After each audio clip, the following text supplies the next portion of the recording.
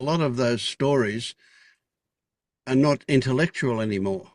The results of the stories have become a physical reality. They've become ingrained in the body, that conditioning. And so here we have this urge to do something, but we have no idea why. Yes, yes. This is how it happens. On the other hand, she has some characteristics now that I'm asking myself, is this awakening? She is only, she's not able to focus anymore, but she sees and hears everything around her. She hears every little sound that I just ignore. You miss. Because yes, yes. So she's really present for everything that's around her, but then the stories come anyway. Then she Yeah. makes up stories. She Sure, yes. hears, Explain things. yeah, You do that, yeah, yeah. Have you yeah. come across Bettina Witcher? No.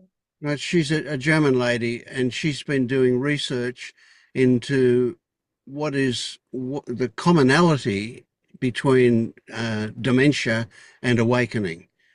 And she's discovered an awful lot of things that kind of don't fit into one or the other category. They seem to cross over and be in both.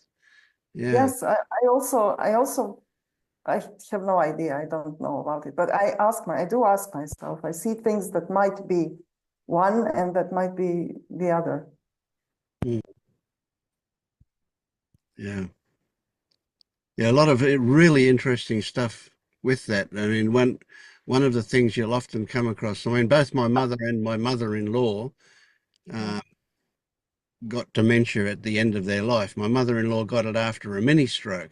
She had a stroke one afternoon on Friday, went to hospital, came back on Saturday with dementia. And my mother had Alzheimer's. It was a progressive thing that developed, you know. And you often see people like that have what seems to be a 180-degree change of personality. And so if they're you know, one way before Alzheimer's, they can be quite the opposite afterwards. And I have a story that's because they're before Alzheimer's, they're fake. You know, they're being how they think they should be, and they're putting a lot of effort into being how they think. And when after Alzheimer's, well, they don't control it anymore. So they're what really drives them shows through. And then you get the other people, you know, the really aggressive go-getters, and again, it's because they feel like they have to be in normal life. After Alzheimer's, they become really serene because they don't have that, they can't pretend anymore. Yeah. They're free to be. They're free to be what they are. Yeah. Mm.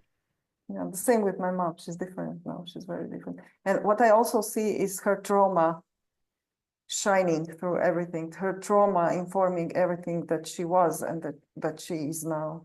Yes. Yeah. Yeah, that's a big thing. So in a way, you know, that tells us, you know, that we need to clear a lot of this stuff before that happens to us. Yes, Yeah. yes. I think I said once, when I'm watching her and when I think it also can happen to me sometime, I want to clean my stuff before, so Yeah. that I just sit in the corner and suck my thumb and Yeah, yeah. I And don't be ask very happy anyone doing that. anything. Yeah, Yeah. Yeah. yeah. Yeah. It's interesting, isn't it? And of course that points to how deep, how ingrained the conditioning can be. Yeah. Um, it's so we have to be well we have to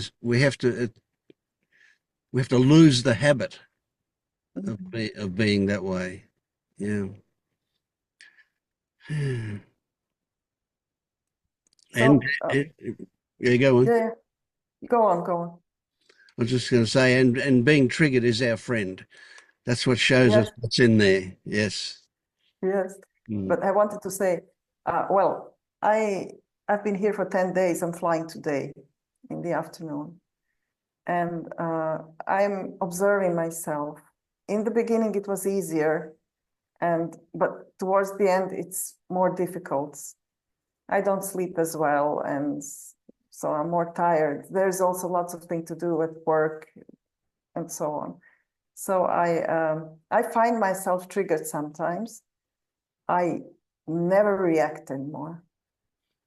I'm able to know not to react, but I do see myself triggered. I do feel something inside. There are sensations in the body. And But have you noticed a pattern with any of those? no, no. I lost the ability to um, I lost a part of my ability to be systematic and consistent, maybe because of tiredness. So the only thing I can see, oh, there's a sensation and nothing else. Not, I don't ask, is there a pattern? What's behind it? I'm not able to do that. So just the most shallow layer of it. Mm. It's too much. I I got to the word overwhelmed at some point. I'm overwhelmed. I'm not reacting.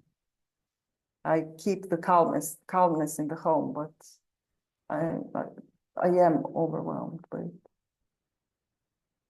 So halfway somehow. Yeah, it sounds like you've developed a way to override it, to escape from it, maybe.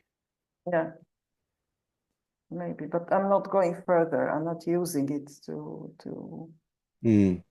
progress. Yeah, careful about the progress thing. But Yeah.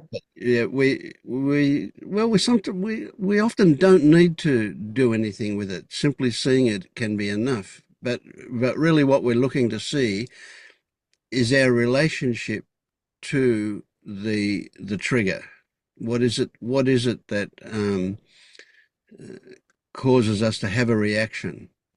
So it's not when I say what is it, I don't mean to be able to see it in historical terms as much as even just see it in current circumstances. What is Mm. there about the current circumstances that that brought about this twitch of reaction? Mm. And Well, that's the way into going. there is one thing I can see. She, among other things, she doesn't stop talking. She talks all the time. She's just chatting away. And when it's for me, it's a kind of sensory overload. Yes. And this is what triggers me. This is what triggers me. For example. Right. Yes. There's an interesting one. Yeah. My mother-in-law was like that right from even way before, like when we were young. She was like that. She would start talking and she would just keep talking. And it got to a point where it really frustrated me. It got to the point where this is way before I woke up. It got to the point where I just felt like somebody had nailed my foot to the floor and I was being tortured because I had to listen to this stuff that I'd heard before and just went on and on and on and never a break. And anyway, one day I really needed to go to the toilet and there was no chance to interrupt her because she didn't leave any space between what she was saying. And so I just got up and went to the toilet. And when I come back, she was still talking. And I realized I didn't even have to be there. You know, once she started, it just got off into a automatic railroad of verbal output. And then the way it went all the time, yeah. And I suspect that, that's part of that need to be busy thing. Yes, the mouth is busy.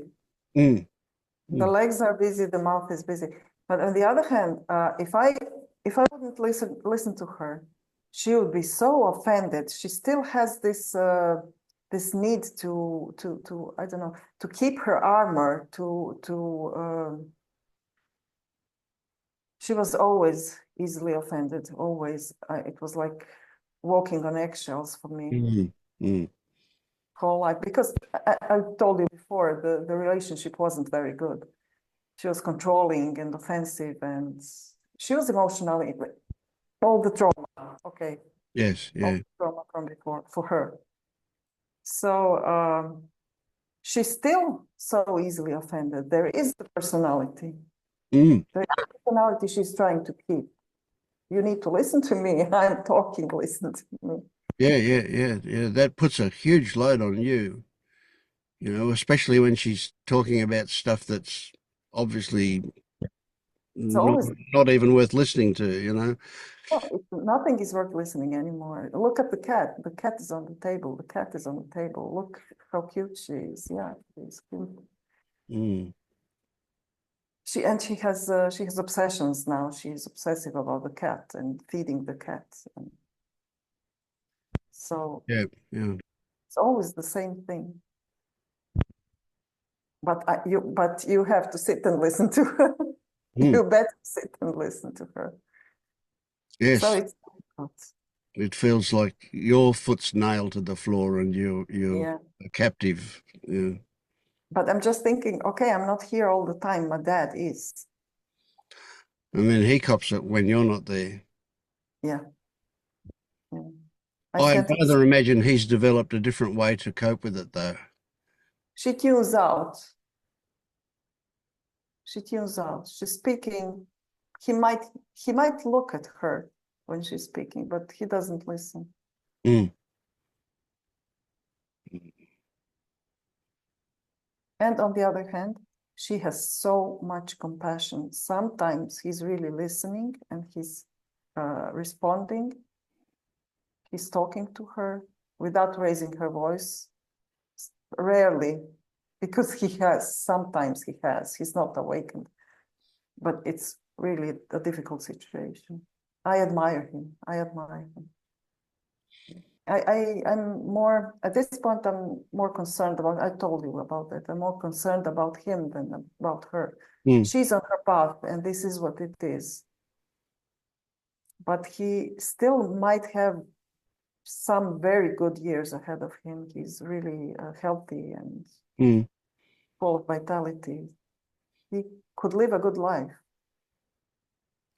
Well, what about, how do you feel if you imagine that your mother's going to go on like this for quite a few years yet? Um, I would say I have no feelings. I have no feelings, but I do have. I'm convinced that it will be for a few years. I'm convinced. I know that, and I don't know what to do. Putting her in a care home, she'll die in a week without the cat, knowing that she was put in the home, feeling abandoned. Mm. I might as well take a gun and shoot at her. It would be the same. Mm.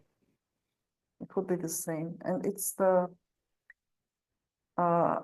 I, I might be able to do this because I don't see any point with her now. Yep. Yep. Maybe not yet, but in a year Yep. or in a few months or something. But he couldn't, we talked about it. I asked him. He couldn't because the guilt would be too much for him. Mm. And you would feel guilty as well. Also, yes. So you're trapped between a rock and a hard place. And Yes. you And I see it's great for the awakening. I yeah. just don't see myself awakened. Mm. I don't complain. It is what it is. Yeah, yeah.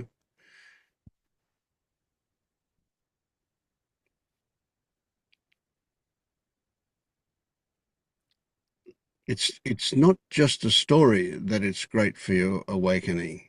And it's that you have no choice but to awaken. It's an inevitability that here is something that will keep going. And one day you'll be listening to her and or hearing her and realizing that you're just overwhelmed with compassion. mm, That will your heart will be open and you'll just feel so loving towards her that mm. and then you'll go, oh, what has happened? It's no longer am I in prison, but I'm willingly supporting this poor person in her situation. Mm. I ask myself because now I'm somehow my feelings are flat. There's not, Yes, which is I'm a not, protective thing too, isn't it? I mean, it would seem yeah, to be. Yeah. yeah.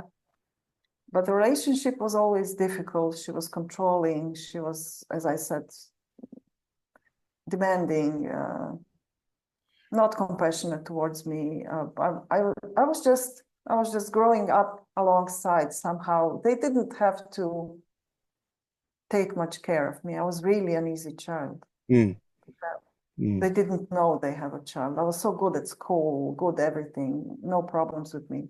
Yep, yep. So it was easy for them. And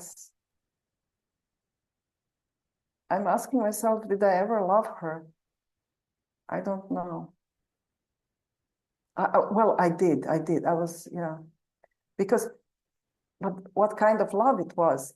Because I remember having such a, she was always somehow sickly, but it was never anything important, anything very serious.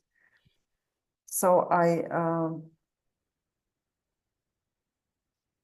was always so afraid that something would happen to her. I was terrified as a child. But now I look at it as some kind of manipulation, that she was always asking for attention with her help, you know. And I fell for it because I was a child and she was my mom. Mm. And there was always this fear that something would happen to her. So what's happening here is that the complexity of that situation defies explanation. Right? So then, did I love her? Mhm. Is a crazy question. Yes, You yes. had you had 100 different emotions towards her, and 100 of them were in one day, or over a period of time. That who can say what, and who can say what it meant?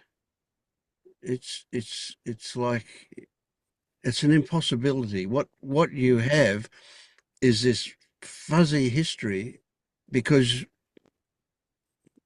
when when you were a child, your relationship with her was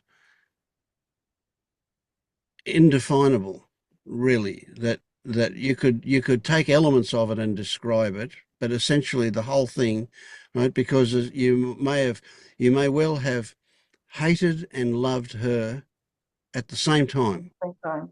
And that's a impossibility to describe, isn't it? How can you describe that? Everything Yeah. everything says it's one or the other. So, and the infinite variations of that you went through all the time. Mm. What's relevant is how you developed as a result of that indescribable complexity of emotional relationship with her. What you have become now is the only thing. So to say, did I love her or not? No, Irrelevant. yeah, totally irrelevant to anything. Even to say, do I love her now or not is totally irrelevant, because you Mm. go through a variety of emotions every time you're with her. And when you're not with her, there's a different thing. There's this apparent distance between you and her. You haven't got your foot nailed to the floor in one way, but you have in another way, because there is still that relationship with her. There is still that wanting good things for her or wanting not bad things, and so on and so on. That happens regardless of whether you're in England or Zagreb. It's a tricky one. So it's something that, well, so what comes out of this for me is that there may well be value in you um, allowing the definitions to get fuzzy and not be important, right, of what is your relationship, what was your relationship, how you do react. Even that can't really be defined. You can look at what you're feeling, but you can't say this is it. In You can, of course, in that way, but not in another way. And the way I mean it is, you can't define just what you're feeling about her. It's going to be a whole lot of mixed things all happening at the same time, and it's going to vary in intensity constantly. It's never going to be the same. It'll go up and down, in and out, big and small, intense and less intense, and whatever, always. So really, it's not even appropriate for you to try and define what it is you feel about her or the relationship or anything like that, but rather, if some kind of relaxation appeared about what it is that is happening, that can't be defined, it can't be isolated and defined. It's just what it is, and it's not really clear enough to be described accurately. So we just know that something's going on. But it's this, what I'm kind of getting at is it's this connection to that stuff that's important. If that Mm. if that relationship to how you feel, which you only know bits of, um, can be much more relaxed about it, then all of a sudden we're free of a whole lot of unconscious implications about that. It's subtle, but it's yeah, Well, I don't think I'm grasping for an explanation. good. It's fine. It's fine. But every time you think of how it was when you were a child or how it's been in the past, just push that to an outer perimeter and say, well, that's just a story. Yeah, that's a story, yes. But there's another moment in my relationship to the story and to my mom. Now I do see and I do accept that she couldn't do anything else. Yeah, So that's a like, big one. there is some kind of forgiveness Yes, because I do see her trauma now, and that was what she was helpless for sure. Yeah, I get yes, that. yes, yes. And she became what she became because she really lived horrible things Yes, in yeah, her childhood. So this is what I see now. I didn't see it before. I couldn't compute it into the story, but yes. now I do. Yeah, great, great. That's a big one. See, that releases you from a judgment about things. Yeah, You yeah, know, yeah. No that, judgment anymore, and a bit more compassion, a bit more mm, towards this compassion. Yes. yep, sure, sure, sure. And it sounds a little crazy, but you could use some of that forgiveness for her, for yourself, for however you've felt about her in the past. Mhm. Just, you know, Yeah. I wouldn't imagine that there's any guilt or shame there now, but who knows. But so it doesn't hurt to allow some of that forgiveness to to wash over you as well as her in that, Mm. because it's obvious the same thing applies to you as to her. You had Yes. no, you made no choices or decisions how to be. It's just the way it worked out. Mm. Yeah.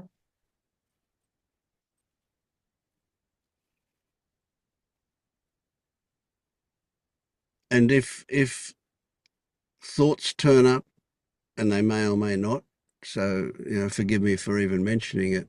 well, you don't have to forgive me, but that if the idea turns up that it'll be good if she died, right? You don't need to feel guilty about that either. Those things, they also happen. Oh, yeah, There's nothing wrong with those kind of things. It's not like you're willing that to happen or anything. It's just yeah, thoughts that turn up. Yeah. yeah. Yeah, sometimes the situations are like that. I have a friend in the same situation, but it lasts for longer now. And the whole family is so exhausted now. They say we are praying for him to die. Mm, mm. Yeah. But they had to wait until they could justify that in order to Yeah, feel that without the guilt. So yeah, they did a lot of suffering to get to that point. yeah. Yeah.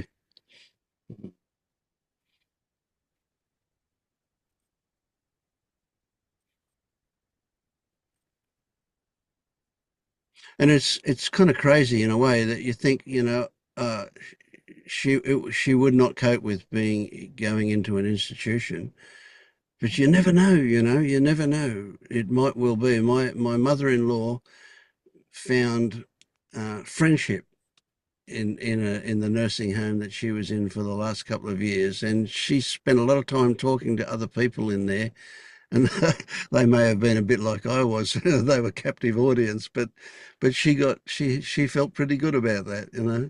I Maybe don't know. you don't know. Actually, You don't know, of course. Yeah.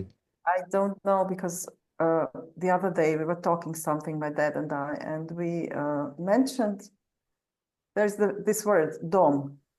It means a care home. It means a home, a Yeah, care home. It means a student's residence. yeah, like a domicile. Yeah, yeah, something. And we were talking about some other dom, about I don't know, my daughter who is in student accommodation in London. And we mentioned the word dom, and she was somewhere beside us, and she said, "Dom, who is talking about the care home?" She was so alert, and I thought, no, no, this wouldn't work. This really wouldn't work. And Yeah. she couldn't take her cat with her because in Croatia care homes don't accept. Mm.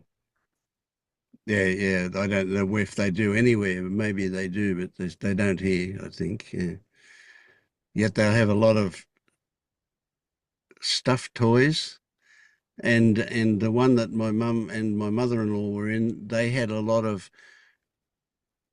they were, um, they weren't, they were very lifelike dolls. They were Mm. babies. They were babies that were, well, uncanny. It was creepy to look at one of them, because they looked quite almost alive, and yet they weren't. But a lot of the older women would carry one around and get a lot of solace from having Mm. that baby with them. Yeah, it was interesting, that one. I was considering getting my mom a plush cat because we wouldn't throw so much cat food away then. But I think she still understands too much. She would notice. She Mm. would still notice very much. So What were you? maybe What later. did you call it? A flash cat? Plush, plush toy. Oh, right, right. Yes, yeah, yeah, yeah. I wonder if they make cat robots now. I mean, that would be very useful under those circumstances because it moves and makes a noise, etc. People develop a relationship with them. Yeah. This is so. This is very good idea. I could get one of those and say this is a companion for a cat. Mm. And for a time having two of them, Yes, there. both That's very the real cool. one and the Yeah. yeah.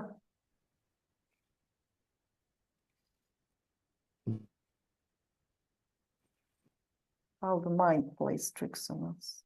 Yes. Mm. But I said to my daughter, if it happens to me, she has to take care of me right away. She shouldn't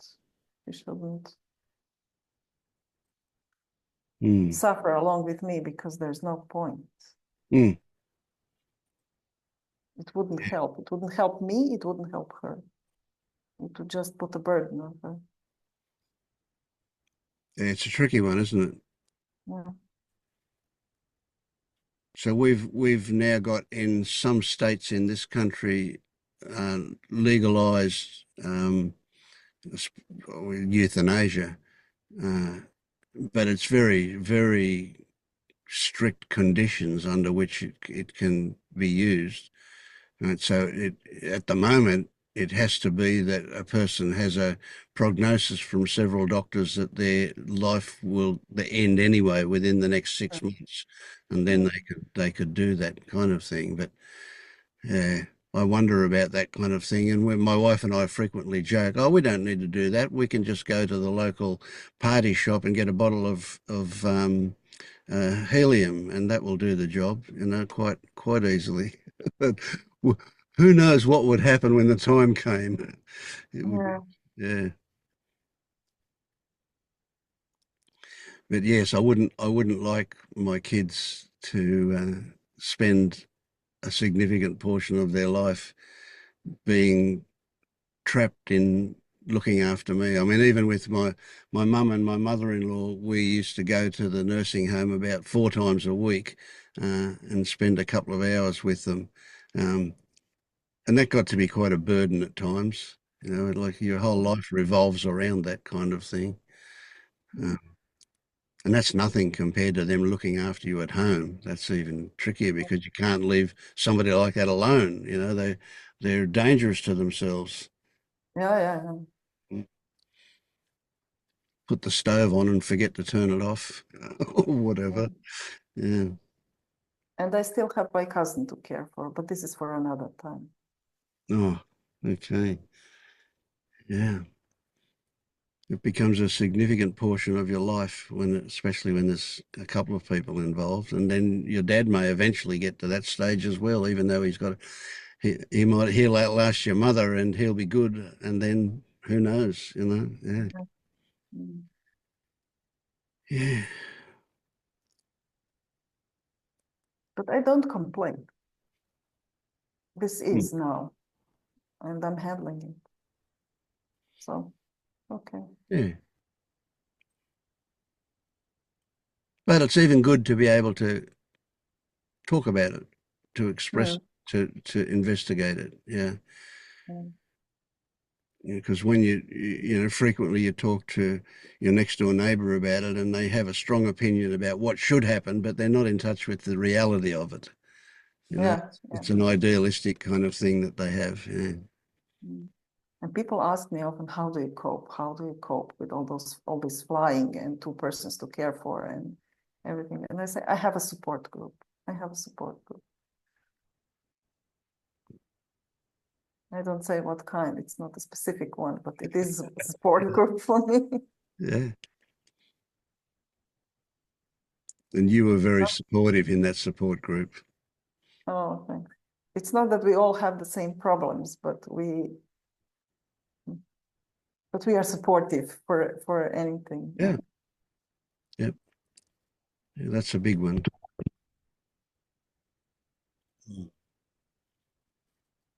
Hmm.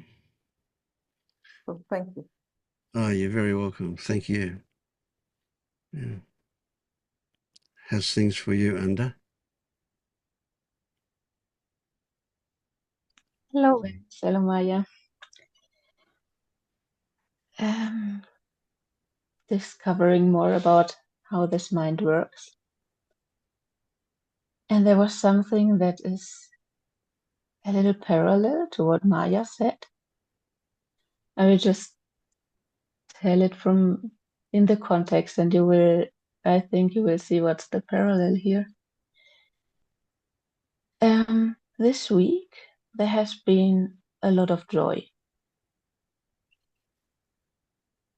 And I have discovered that when this joy fades away, and I don't know why, when it's not really obvious, later it always turned out that there had been some identification, selfing, contraction, whatever you want to call it, And when I discovered that and dissolved that, or had sit with that, worked with that, then the joy came back. I know I know that it's not about the joy. So it's not about chasing that and finding that again, because being awake means being with all states, not just the positive ones. Be there and not identify and know, okay, there is no separate self. And just feel and experience what comes up. But the thing is, in this last week, this joy has been like a compass, because it was like a detector. And when it faded away, I saw, oh, okay, something is going on. And there was one situation where at first I saw very clearly what was the issue. I was like hiding something, I didn't tell something, and then I was reminded of all the times where I hid things from my parents. And one thing stuck out a lot, and I sat with that, and there was a lot of fear and shame. And I remember these weeks was when I was in second grade, and something had happened in the school, and I was living in fear that my parents could find out. It got to the degree that I got sick because there was a day in the week where the students who had behaved badly had to stay 1 hour more, and I had gotten this 1 hour. And I thought I had to tell this to my parents. Didn't know if it didn't even occur to me that the teachers will say that it was like, okay, now I have to tell them I have to stay 1 hour more. And I was so incapable to do that I that I got sick. I got sick just in time. And the next week too, and there was weeks that I was always afraid to go to school that day of the week. And this came up. And I sat with these feelings, and I noticed how strong they have been and what horrible situation that was for an 8-year-old. And I had worked through these feelings. And the next day, this joy I had mentioned before was not there. But it was not clear why. Because I had sat with these feelings, something had moved, and what's happening here? So the whole Monday, yesterday, no joy, something was off, something was wrong. And today in the morning, I was in another meeting from POK, this community, and I mentioned that until this point, and the topic was that when some feelings are worked through, then others come up. And I said, this shame and fear I had worked through, and now I'm just really angry at my father because many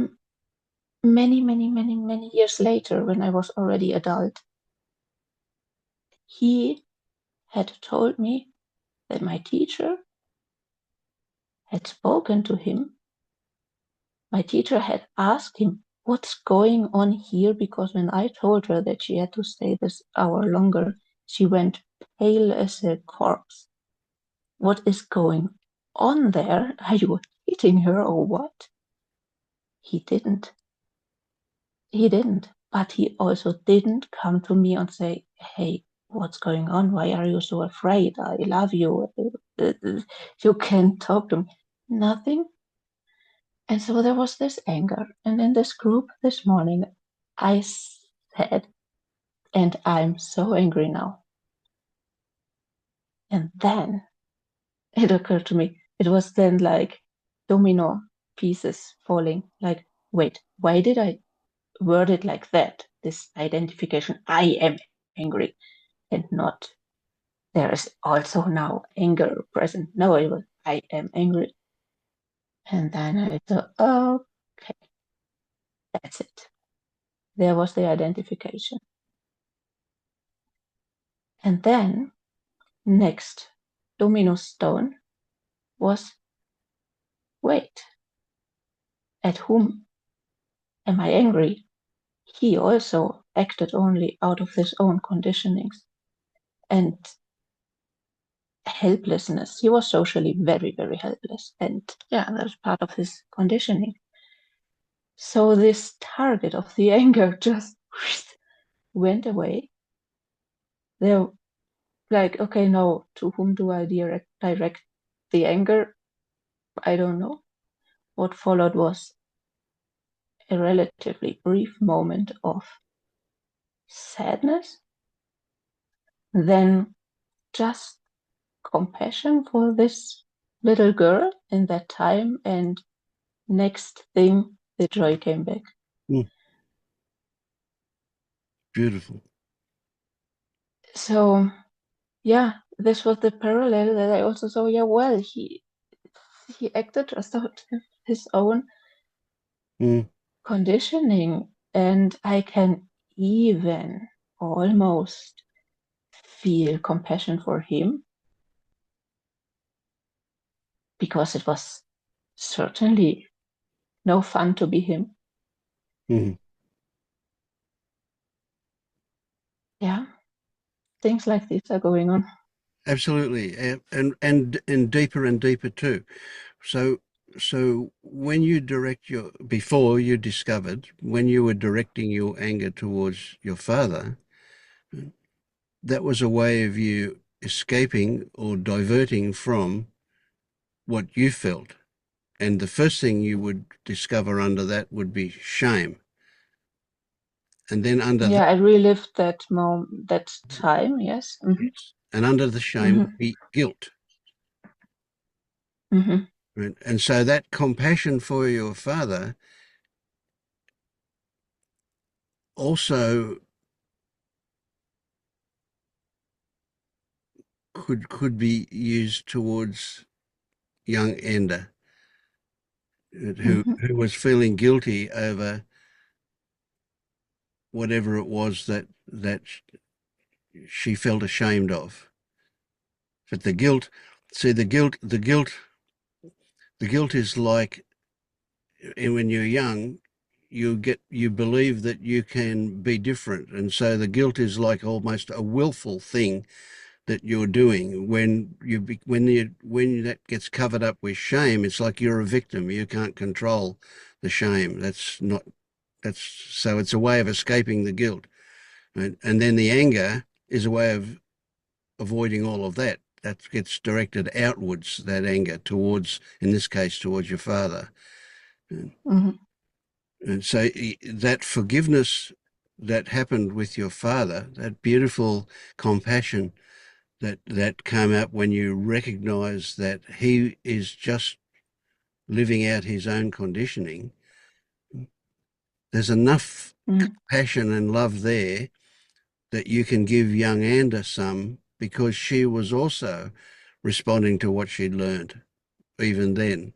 Yeah, this came from something that had even happened earlier, where Yes, I was also hiding another thing for weeks and weeks from my parents, and this had not been dissolved. I had not gotten this message, hey, everything is okay, we love you, yes, and you are okay. yes, So this just attached it again to another thing. It's like I cannot be yes. any other thing than perfect. So I Yeah, have to hide when I'm not. yeah. It's conditional stuff that, yes, Mhm. yeah.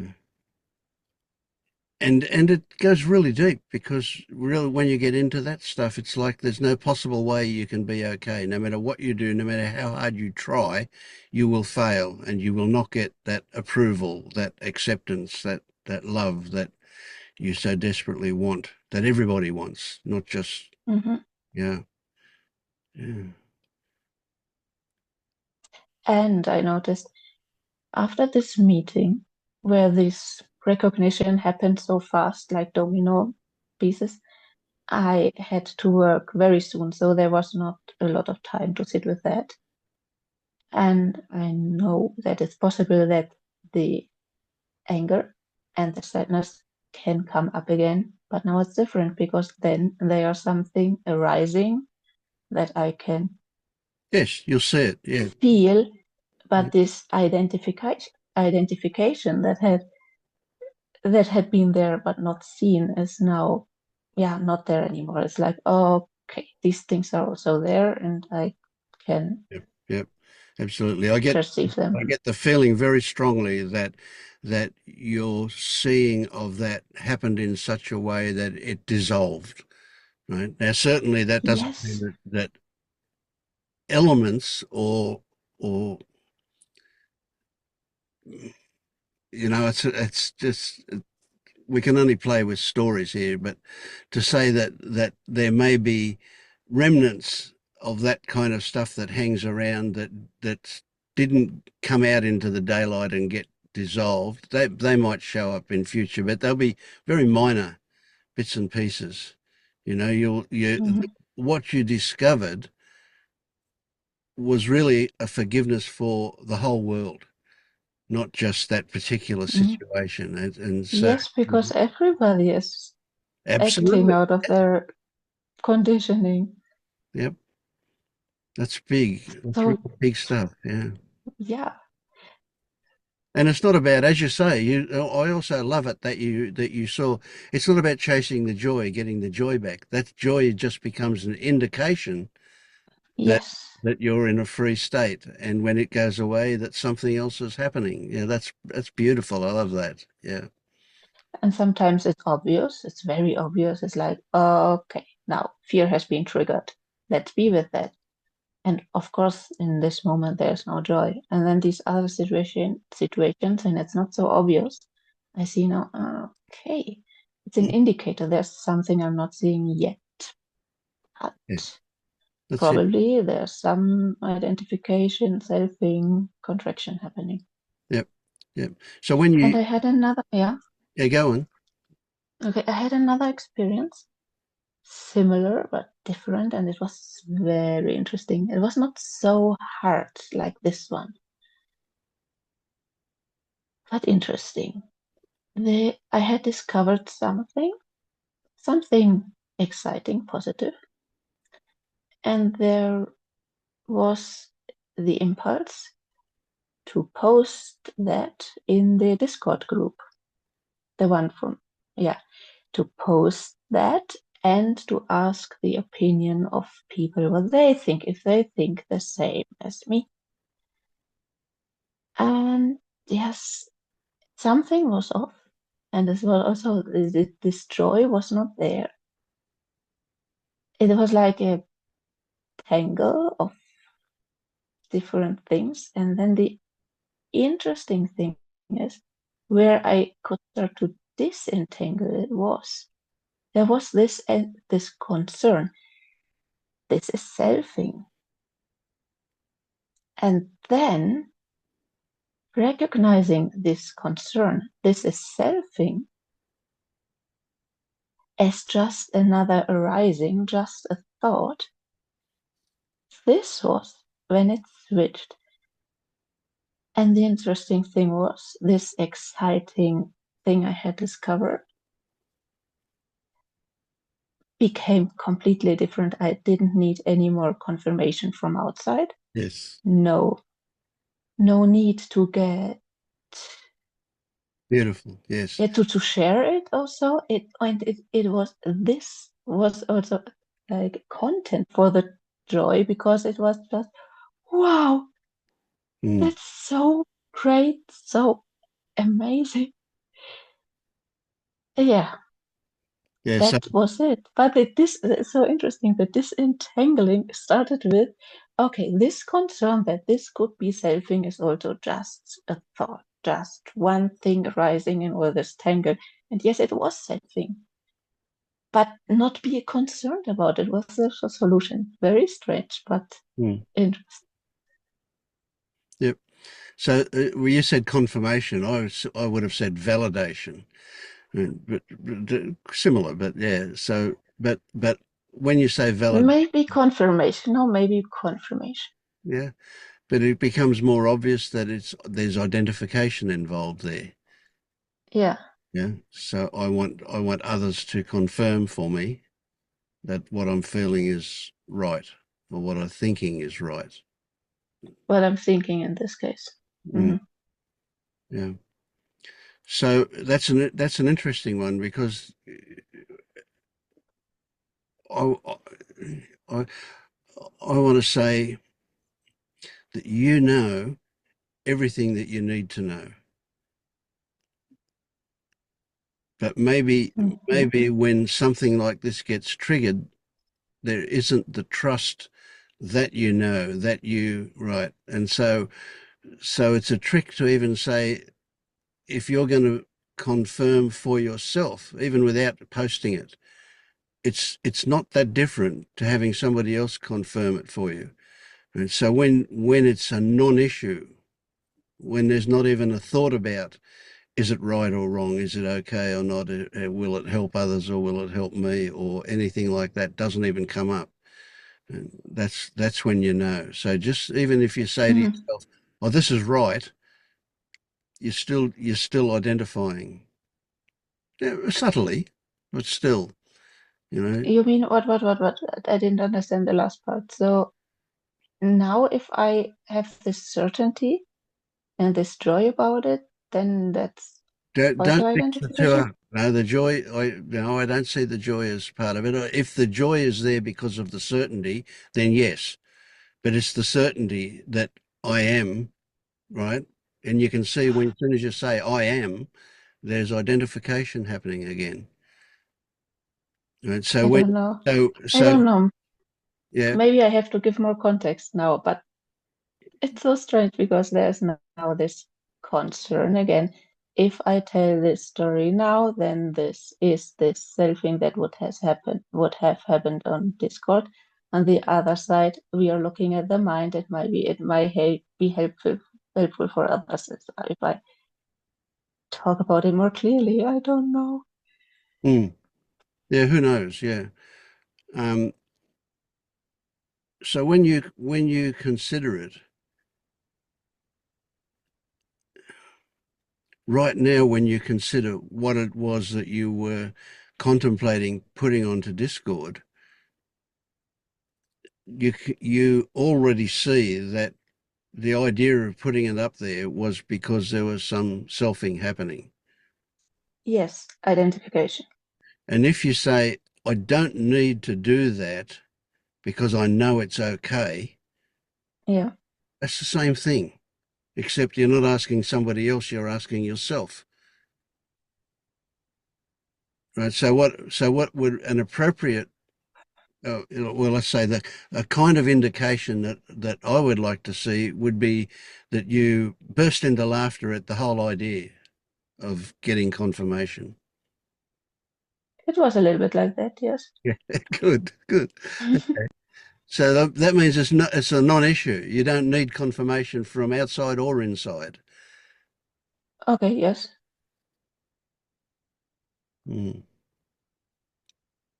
So these are the subtle stuff that we get right down to now, bits that are way beyond where we used to be, kind of thing. So it's there.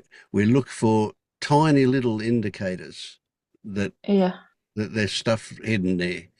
That's all. Yeah, and it's beautiful when we see it. Yeah.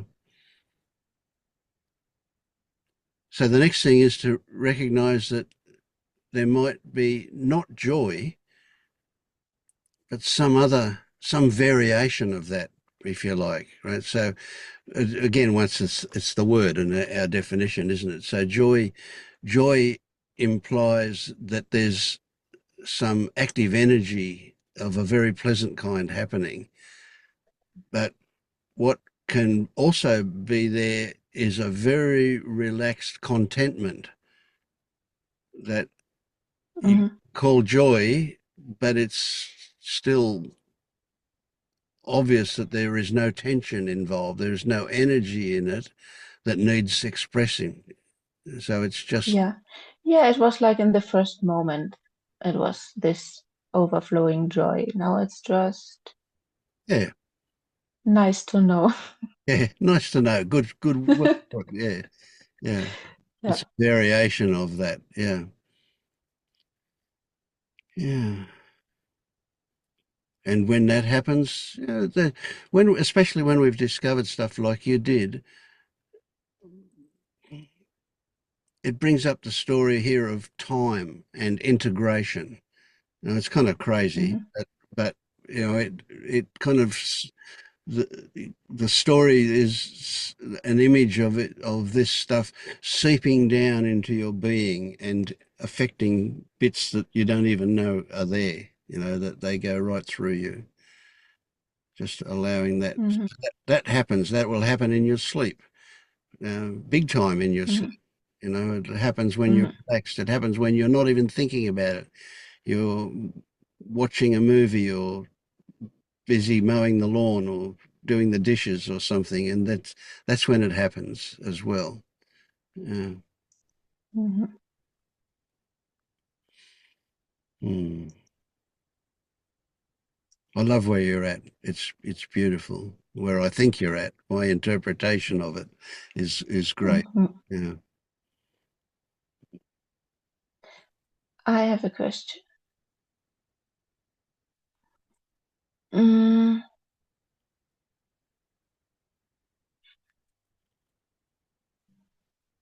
okay. The thing is, now there's a lot of intuition.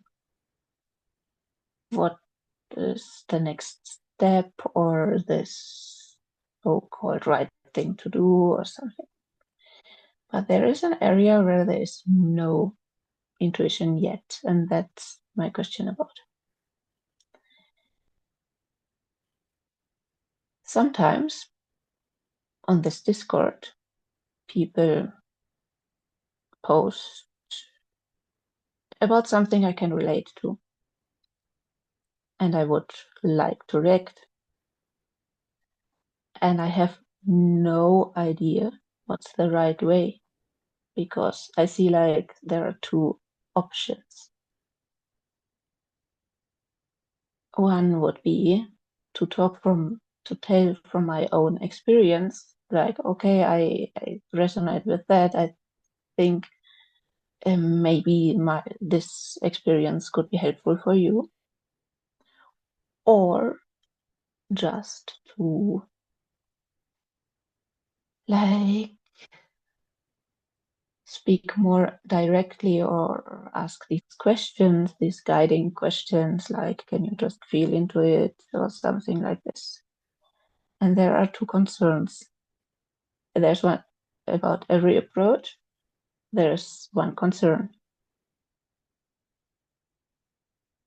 And that has to do just with also Hmm. no intuition in social things. But the concern is just about talk about my own experience, sound for me like that. So selfish, so cliche to just throw one's own story at them. And the other, there is the concern that it's like pretentious to think I can say anything about that. And I know that has to do with some past trauma. I have been accused of being pretentious. So, what's the right way Oh, I love that. Yeah. You can see the selfing. Can you see the selfing in that? there? Yes. In the question, Mhm. the right way. Can I? Yeah. Um, there is no right way or wrong way, you know. So it's what is the impulse, and what does The impulse is to help. yes, and then look underneath that and go, what is my motivation for help, for helping? And I have very little doubt about that in my own mind, because I'll see you the way I want to see you, and what I want to see you is that the motivation, it comes from compassion. It comes from a heart opening. Mm-hmm. It doesn't come from the idea of presenting and as a this or that. You know, No, it's not about no. how other people see you, is it? Mm-hmm. Mm-hmm. So then, of course, the question comes up: is there a skillful way to help? And Yes.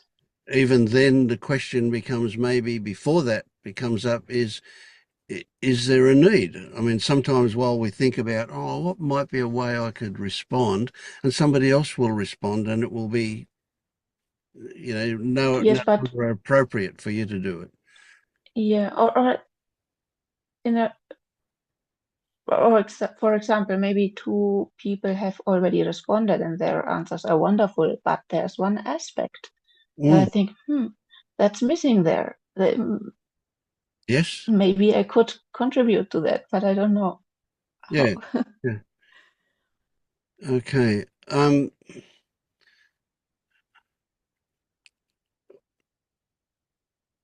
I can just tell you the story of how it is for me with that kind of stuff, like how here in the groups, when I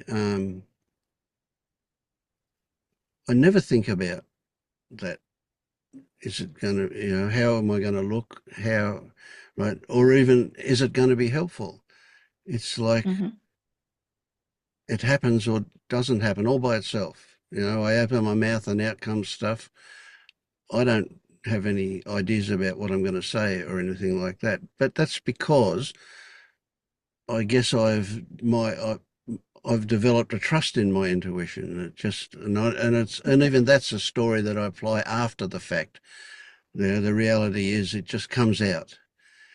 But I also Hmm. do see, and like Discord and social media, that kind of thing is an interesting one, because I tend to not um, want to get involved like that. It's a bit tricky, and heck, are you going to spend the whole afternoon having a conversation back and forward about stuff? And even then, you're probably not likely to get to the kind of depth that is required for you to be able to really help them.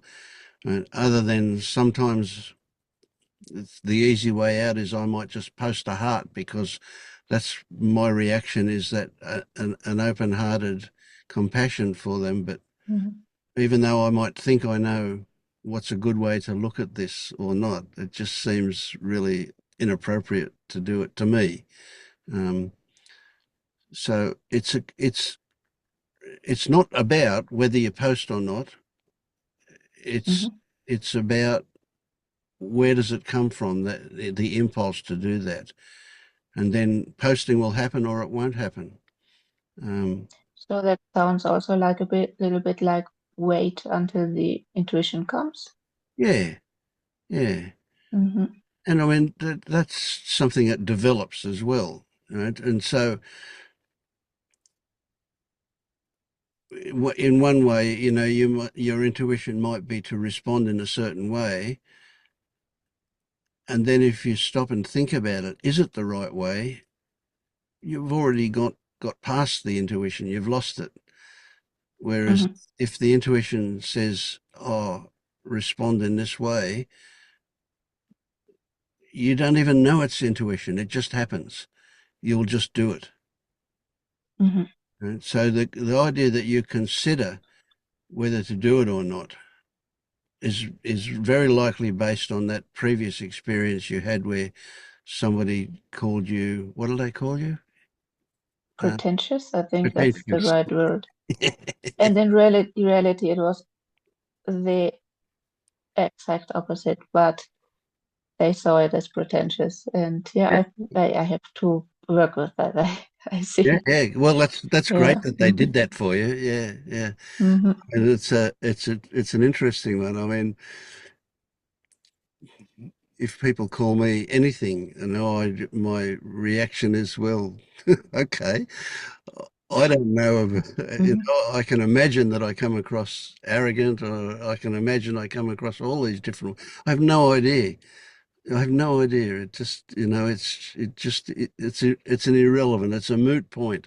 I am what I am, and Hmm. that's it. And if you want me to be different, well, go somewhere else because I can't be different. I am what I am. Hmm. Yeah. Hmm.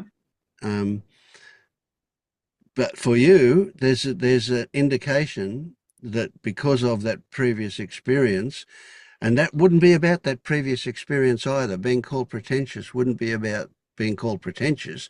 It would be what that triggers in you that was already there. And it's a Maybe. version of selfing for sure, isn't it? Hmm. So if people mistake your offering for something other than what it's intended, that's not your problem. Maybe you could have been more True. skillful Yeah. in the way that you did it, but that's something that you will learn, or not. But it doesn't matter what other people think. You are offering us a piece of your heart in that you wanted good things for that person. Hmm. And that seems lovely to me. Why would you withhold that? Withhold is probably not the right word, but you know what I mean? Yeah. Yeah. So if you have a concern about being called pretentious again, that's something to look at. Yeah. Hmm. I can't imagine why anybody would call you pretentious. Good heavens. You're the Now the least thing was, pretentious person that's I've ever also come a, across. it's an old story. It's an old story. It's still, um, what was in middle school. Mm, I, I really didn't know what to say. I was very quiet. I didn't know what to say. Had to do with autism. mm. And at that time, it felt like I um, didn't feel good enough to participate in the conversations or so. But in hindsight, I see no, it was just I really didn't know. I didn't know what was expected. And then one day, the other girls in the class um, told me that they thought I was pretentious in the sense that they perceived it like I didn't talk to them because I felt like better than them.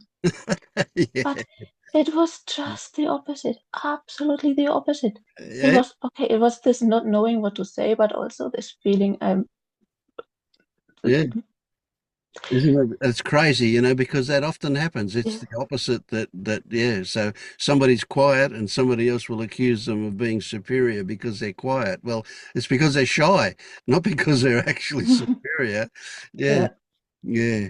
Amazing, isn't it? Yeah. And so you've been carrying that around all your life. I must not appear pretentious. yes, Oh, wow. yeah, I think so. Yeah. Yeah, I don't know. I don't know if this has been always present, but well, it's something that comes up and Yeah. Yeah. All these things yeah. come and go. Yeah, they're there and they're not Mm. there. Yeah. So, but it's the crazy thing. I mean, that those girls that said that to you may have been wearing yellow dresses and you don't even remember that anymore, but now you suddenly realize that you feel uncomfortable around a yellow dress. or a yellow Yeah, hair who ribbon. knows? And yeah, that's right. We Mm-hmm. don't know about these things. They just, yeah, but your body remembers. It has associations. It's crazy Mm-hmm. like that. Yeah. And that's what this stuff is about. It's about revealing those things, not in a way that we know exactly what it's about, but revealing that there is something there and that we can let go of that. We don't need that, you know. Mm-hmm. You know yourself if you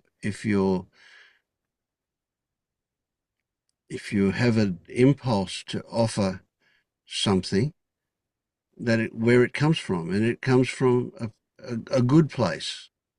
It doesn't come Mm-hmm. from being pretentious. It doesn't come from wanting people to like you. It comes from that you have something to offer, or you Yeah, and yeah. mhm. And interestingly, it's not even directly related because that situation was about me not saying anything. Yes, yeah, yeah. That's crazy. And yes, but it's also a little bit like I have been, hmm, that this shift happened was so recently. So it's like, and now I'm going to give advice. Now that's crazy. It's a little bit like that. Oh yeah. Look, let me tell you another story. This is that with Liberation Unleashed, and um, when I went to Liberation Unleashed, I discovered it only a few weeks after I woke up.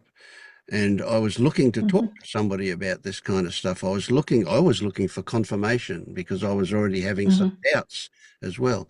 Anyway, I discovered Liberation Unleashed, and they asked me various questions, which they do if they think somebody might have seen through the illusion of self.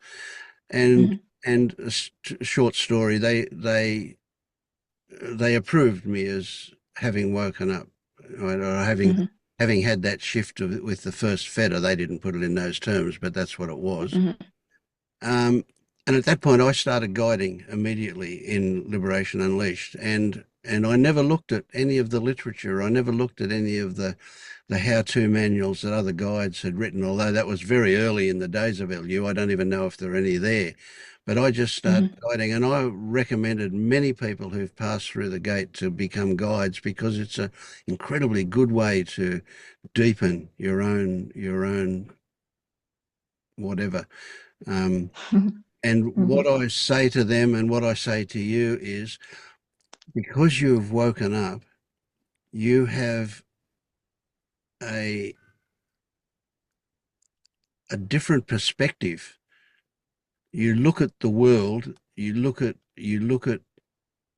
social mores in from a different perspective than what those who are still asleep see it.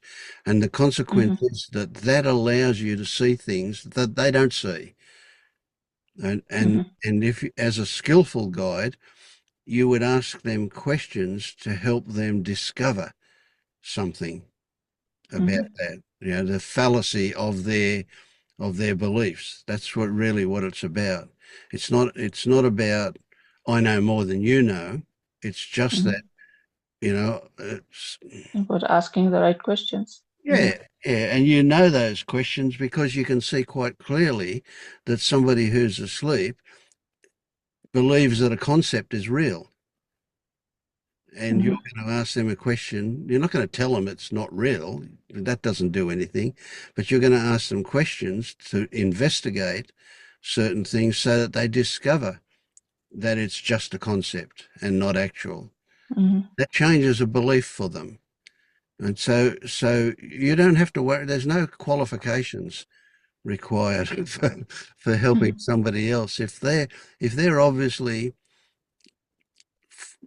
swimming around in a concept and believing it's real, then you've got an ability that is useful in terms of helping them to discover that.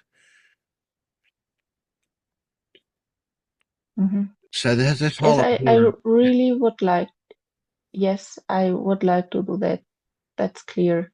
It's just, I think it needs a little bit more time. Sure. There are things to investigate before Of course, and that doesn't to stop. stabilize. Yeah. But some when, I think that's out of the question. I think yes, yeah, absolutely. Yeah. And this, Maja, is why I say, you know, although I know you don't agree, but I say, you know, you're awake. You know, the whole idea of awake is ridiculous, really, but you have definitely developed that perspective. You can see things from, you know, you're not lost in concept anymore. No. Mm.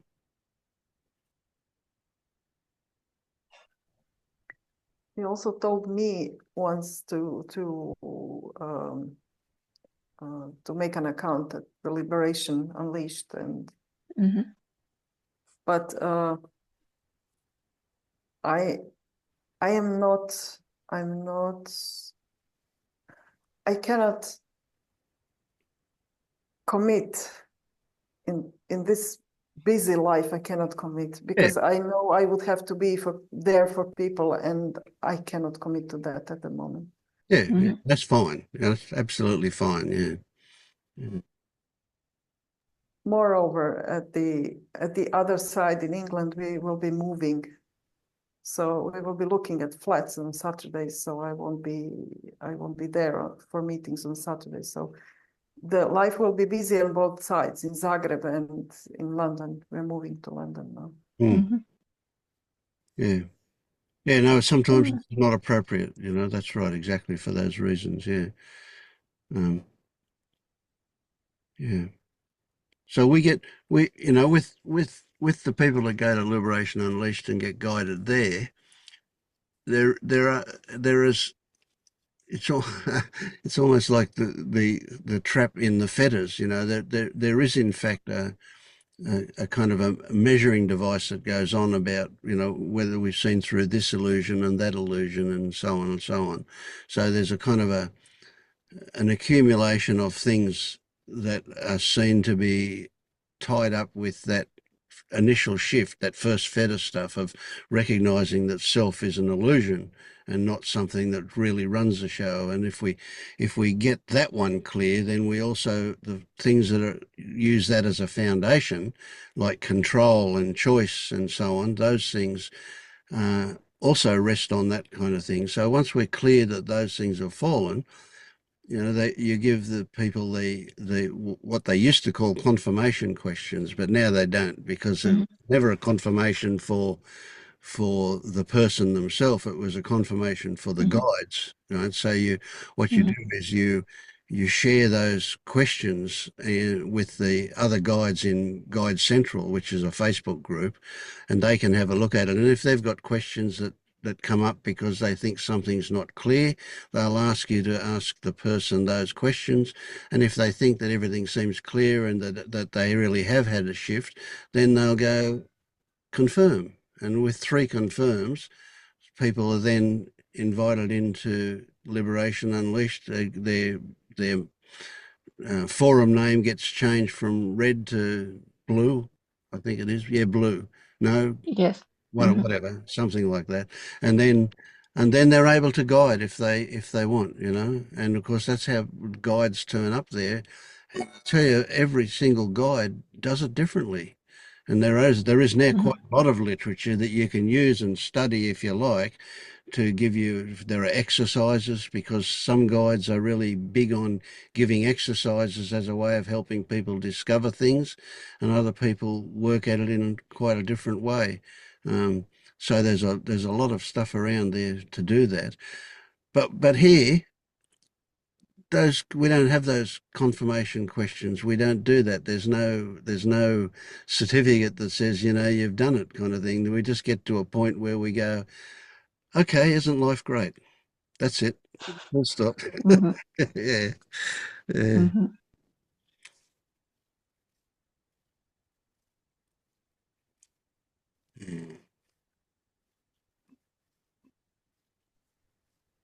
I will have to go soon because I'm at work and I will have to start working. I would just like to say one thing. it became completely obvious to me that I'm back at the family, that when I was growing up, that my family was dysfunctional, but it was so normal to me. And I understood that everyone grows up in some kind of family, and whatever they have, it's normal to them. Absolutely. And this is this conditioning, and this is what we act from. This Yep. is it. And we don't know that anything else outside of it exists. Yeah. It Yeah. became so obvious to me. And I think this is a part of something that I couldn't Yep. disentangle before. Now it's completely clear. Yeah, it's really obvious. Yeah, yeah, yeah. There's no such thing as a functional family. Doesn't Yeah, happen. Never anywhere. yeah, But yeah. yet everybody living in their dysfunctional family thinks the rest of the world is functional. Yes, yes, That's yes, yes. crazy. Yeah, It became so obvious. And this is this conditioning. This is conditioning. This is what we have to be, and there is no choice. that's right. Yeah. And it's just Yeah, normal because we live in it. Yeah, it's like, yeah, yeah. So this is this big one for me. Yeah. yeah, that's a big one. That's a good one. Yeah. Yeah, thank you for that. Yeah, I'm going to go soon too, actually. Yeah, and I have to sleep. So, yeah. Okay, good one. Oh, look, it's been great talking to you guys. It's really Yeah. makes me feel Thank wonderful. you so much. Yeah. Both of Hmm. you. All right. See you later. See you. Yep.